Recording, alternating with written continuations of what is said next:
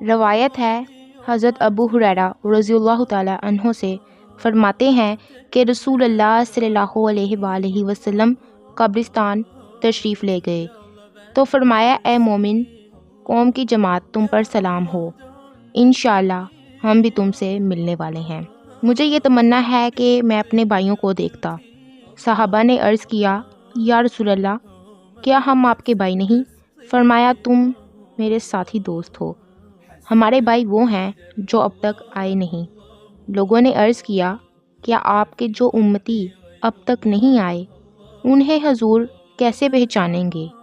فرمایا، بتاؤ تو، اگر کسی شخص کے گھوڑے 5 کلیان ہوں اور وہ نہایت سیاہ گھوڑوں میں مخلوط ہو گئے ہوں، کیا یہ اپنے گھوڑے نہ پہچان لے گا؟ بولے، ہاں یا رسول اللہ۔ فرمایا، وہ آثار وضو سے 5 کلیان آئیں گے اور میں حوض پر ان کا پیش رو ہوں گا۔